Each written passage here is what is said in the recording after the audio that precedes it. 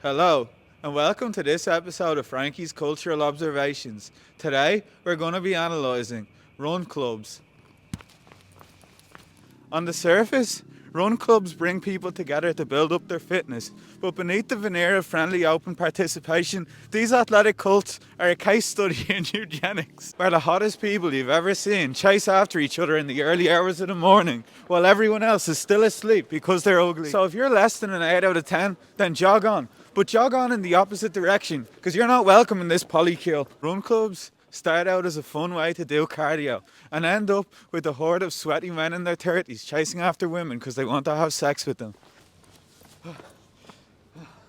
Run clubs mark the intersection where community and capitalism fuck each other. So the athleticism of the run club becomes the permanence of the half chub, busting nuts and breaking Strava records with a sub 20 minute 5k. Because if there's one thing runners love more than a good endorphin high, it's being hit on early on a Sunday morning by a stranger wearing lycra. If you've ever spotted a run club in the wild, you'll feel it, almost knocking you over as they effortlessly take up all the space on the road. These runners are the gas-guzzling SUVs of the pedestrian variety. Their stride of evolution marches on, undeterred and unaffected, shoulder barging you out of the way when you're standing in their collision course.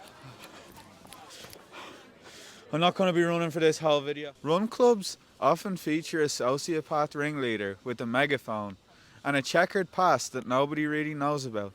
They just seem to appear out of nowhere with a booming voice and a template list full of motivational quotes that they scream at you at 8 o'clock in the morning.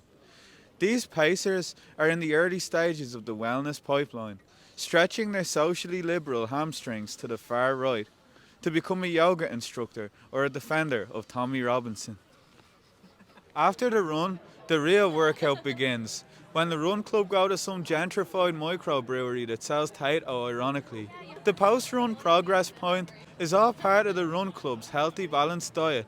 A 30-minute fasted cardio sprint, 3 pints of bad Guinness, runner's high, a few peanuts, and a fear of rejection from the love interest sitting across from them, who never sees them at their personal best, because their personal best was 5 years and 15 kilos ago.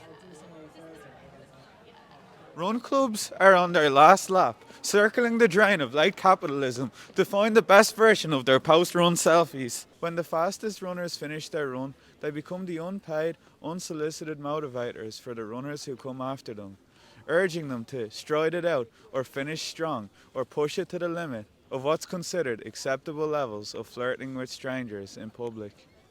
I said public, not pubic.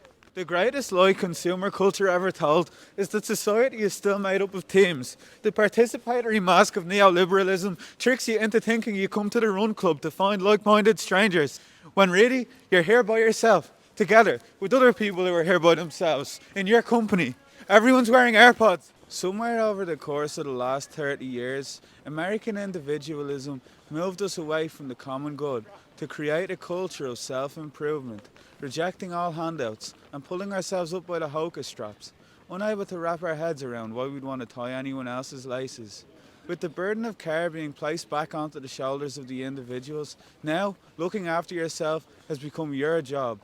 But there are endless reams of health supplements, vitamin shakes and colon cleanses to choose from.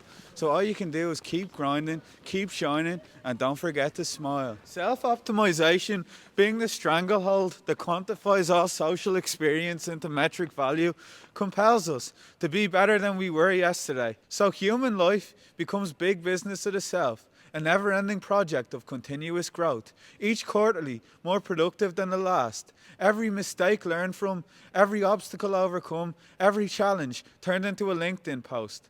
So we're not running from our problems. We're running because our smartwatch tells us to. Can you hold this?